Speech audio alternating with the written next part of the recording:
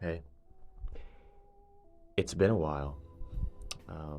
It's been, I believe, about 8 months. But yeah, I'm back. I'm alive. Am I okay? I would say not really, but I am alive. Yeah. So, um, 2022 has been probably the craziest year of my life. Well, actually, no, there's no probably about it. 2022 is the craziest year of my life. It's kind of funny because last year I was thinking that 2021 was the craziest year of my life, and then before that I was thinking 2020 was the craziest year of my life. It's just an ongoing upward ramp of just craziness, I guess. So let's get into the big question: where have I been? Where has Smizzle been? I mean, the primary answer is that I've just been kind of living life and doing other things than just YouTube. That's the short answer, you know. And I hope to come back, and do more YouTube in 2023. It's, to be honest, YouTube is not quite as much of a priority as it once was. Although I do want to start getting back into it. Maybe once I find the motivation, I can get back into YouTube stuff. If you're wondering what exactly I've been doing outside of YouTube, there are a lot of answers. But let's just start by saying that I spent a good portion of this year, like more than half of this year, low key wrapped up with life stuff. And there even came a point where literally every time I would sit down to work on a video, something would come up. I don't want to get too into the details, but basically, me and my roommate, we had a friend. We were really close, and then like we kind of had a sort of falling out, and then we kind of went our separate ways, and that was part of, the reason why I wasn't around so much. Yeah, I don't want to go too in detail with that, but one thing I am kind of willing to go into detail about is what happened around July. In July, on July 8th, 2022, I met a girl. For any long-time viewers, you'll know that I've been working at this amusement park every summer for a very long time now. And one of these days, I was just minding my business, doing my job, and then this girl just walks up to me, and she's beautiful, and she asked me if I'm single, then for my Snapchat, and then if I'm 420 friendly. And, we exchanged, Snapchats or whatever. We started talking, and it was really nice, We had a lot in common, but on a more fundamental level than just, liking the same anime and liking the same, fucking movies or whatever. Like, we actually had a lot of differences when it came to our actual interests, but we had a lot in common when it came to the things we truly believe in. I think I was in love, I fell in love. I think so. And we were soon she came over my house. We had a really good talk, we smoked, got really high, and, lots of, it was really chill. Like, mostly we were just like watching anime and videos and stuff, but like, and talking, but like, it was a nice time. And then the next day we went on a date, like an actual real date. That was a really cool time too. We watched The Black Phone, we went out to eat, and then like we went back to my house. In the years leading up to this, I was always thinking like, perfection doesn't really exist. But like it turns out like the conversations we had, the dates we had, there was a lot that was unexpected, but it felt shockingly close to perfect. Not literally perfect, but shockingly close. There was one time where we went to a high school. It was there during the summer, so nobody was there. We went to a football field and we just sat there with snacks and music and weed, and we just, chilled there. I ended up crying because, like, I never thought I'd be able to experience something so beautiful, with someone so beautiful. And then uh, a couple weeks later, she wasn't like responding to any texts for some reason, and I didn't know why, you know.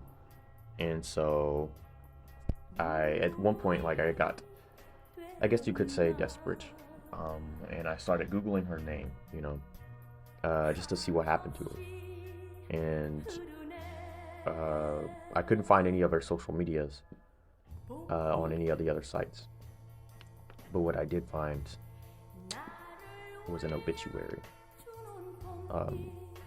She had passed away, and like suddenly.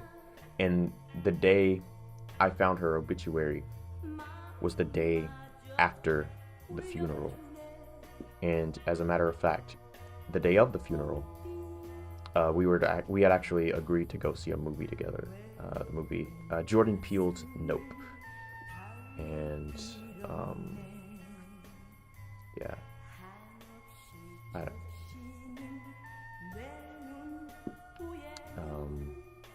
it's hard to talk about this, but I felt like I had to at least to some extent,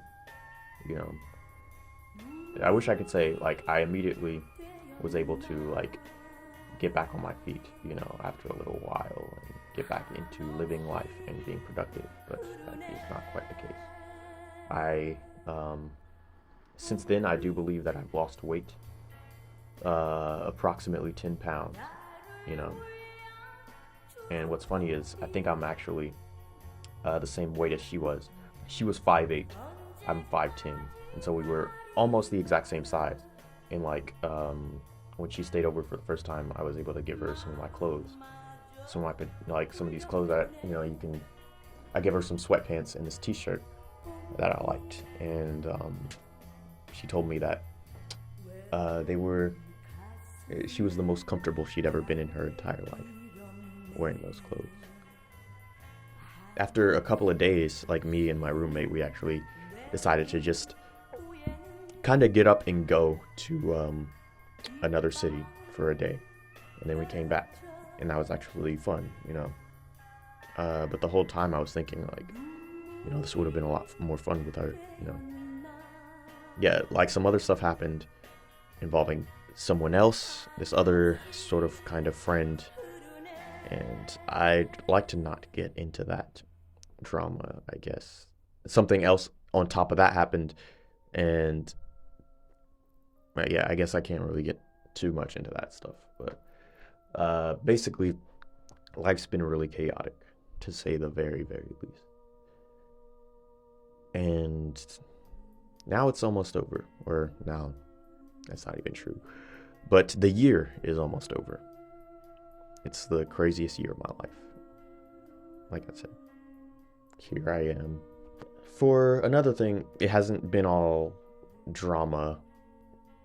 It's not me trying to, like, deal with the burdens of my life. I've also been productive, just not in the sense of YouTube. I've actually been writing. For one thing, I've been writing in a journal more. And for another thing, I actually wrote a one-shot, a manga one-shot. I guess you could... Maybe it's a little bit pretentious to call it a manga one-shot, but still, I wrote a one-shot. It was going to be uploaded to this site called Manga Plus Creators, and the thing with that is that they have cash rewards for the most popular series, and those most popular series also get to be displayed on Manga Plus if you're outside of Japan, and then the winner also gets to be published on Jump Plus. Me and one of my friends, KZ, we submitted a series to Manga Plus Creators. It actually got over 1,000 views in under 24 hours, and so it seemed like we were actually tracking to be one of the more popular submissions, And then all of a sudden, like, it was taken down. I guess they found it a bit too spicy, even though there's a series called Dog Nigga on the site, and one of the characters gets his dick bit off. But whatever, right? It's still up on Webtoon and Tapas, I'm pretty sure, and a few other webcomic sites, so you can still read it. I'm very proud of it. Link in the description. It's about a girl getting stalked, and it's from the perspective of a stalker. Yeah, I came up with the story long before I actually met her. And I think I even finished it before I met her, but like, you know, it was being drawn and stuff, and it was submitted, and like it was cool to like get some of my work out there, you know, even if it's just something relatively small. It's just a one shot, right? Still, I've also been working on this one. I don't think I'm going to say too much about. As a matter of fact, I might even cut out what I just said, because I don't know if I want to give out too much information on it.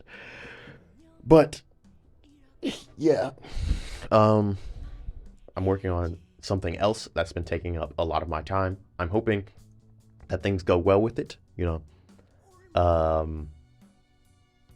And it could end up being more popular than this YouTube channel ever was. So whatever, right? But yeah, I do plan on coming back. Here's the thing. I know what my next video is probably going to be, and it is probably going to be the part 2 of that Shonen Jump iceberg video, which I made approaching a year ago, you know. And I started working on that way over a year ago. But what I'm hoping is I can get it done before the 1 year anniversary of the damn thing. So no promises, to be quite honest with you. No promises. We're gonna give it a shot. Thanks for being patient. I mean, not that you had any real choice, unless you were in my Discord server. But yeah, thanks to everybody who knew about what happened and actually decided to check up on me, even if it was something as small as, like, you know, asking if I was okay. And even if I didn't, you know, even if I didn't like vent to you or anything like that, it still meant a lot for you to be checking up on me. So I feel like I've done some recovering. I don't know. There's been some other things I wanted to talk about. I wanted to talk about like the idea of soulmates, like whether you'll you're like destined to be with someone, and that someone is like the one person you'll always like ever be like truly connected to. I kind of like the idea. I always have. I've never been like a true believer in it, but I think about it now a lot more because you know.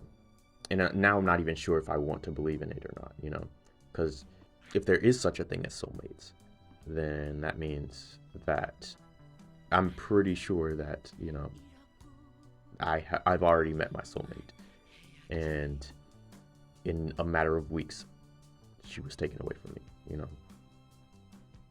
But if soulmates don't exist, then what happened was replicable, you know. I don't know how to feel about that, you know. And yeah, I guess there's some other things I could also talk about, but it boils down to ultimately just complaining about work, because I work at this gas station now. Because I was actually fired from the amusement park. The reason why is because basically someone brought what's called a dab pin to work. And if you don't know what a dab pin is, it's basically like marijuana vape. Basically, he let me hit it, and I was like, yeah, this is nice. I was high, you know. And he let a couple other people hit it. And basically someone snitched, and we all got fired. I don't plan on ever getting high at work again, you know. That's a pretty valuable lesson there, I guess. I've been thinking a lot about moving on from work, you know. The amusement park really was the best job I've ever had, even though there are a lot of really shitty experiences that I've had with that job. It's still the best job I've ever had. Now I work at this gas station, and I don't really like it. You know, I'm becoming more and more disillusioned with it.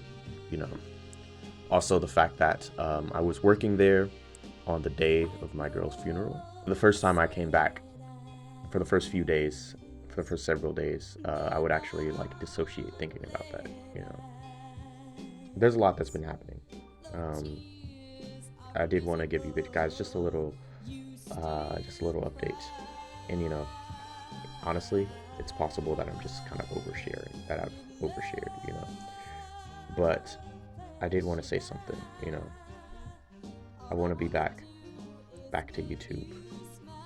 I do like making videos, and I've kind of forgotten what it was like to make a video that was really good. The whole process is fulfilling in a special way, and we'll see how it goes, I guess. But yeah, I do want to be back. Thank you for your patience. I think this is like where I might actually like legit cut off the video for real. But yeah, thanks for your patience. Thank you to everybody who was who kind of checked up on me. I'm doing better mentally, I guess. But yeah, I'll be back soon. I'll try at least. But yeah.